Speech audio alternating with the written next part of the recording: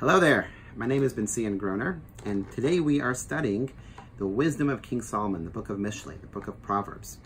But we're actually going to combine it with the commentary of the great Rabbi Shimon Bar Yochai, the great Kabbalist who introduced the book of the Zohar to the world. So let's take a look at chapter 14, verse 1. I'm going to read it in English, and then we will explain it, and then we'll take a look at what the commentary shares about this verse. So the verse goes as follows. Chachmot nashim, the wisdom of a woman, bansa beisa, is able to build her home. Ve'ivelat biyadeha tarasano. However, if someone acts foolishly, with their hands they're able to destroy their home. Let's focus on the first half of the verse, where we talk about the wisdom of a woman building her home. We all know that in Judaism we believe that a mother, a Jewish mother, has the ability to build their home with values, with principle, with a foundation that never wavers.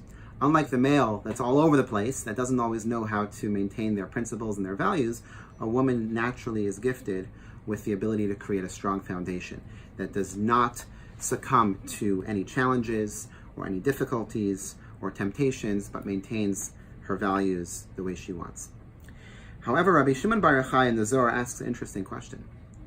We know that the idea of chachma, which means wisdom, is usually attributed to the soul of a male, while bina, the idea of understanding, the idea of details, the idea of creation, is attributed to the soul of a woman. So why is King Solomon in the book of Mishlei referring to the chachma of nashim, the wisdom of a woman, as her greatest virtue and attribute to build her home? And he says something beautiful. So the way we understand wisdom, it's a spark. It's a burst of information, a creativity, an idea, something new, a revolution. That's wisdom. But it's just a spark. And a spark on its own, without something to bring it into reality, without something to allow it to exist within the world and have a continuity, sort of dissipates.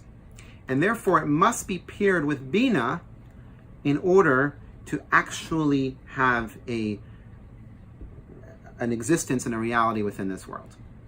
So therefore, the greatness of a woman and the greatness of bina is that it allows the chachma, it allows the wisdom, the spark of an idea, the creativity, to actually take form and become something that exists within the world.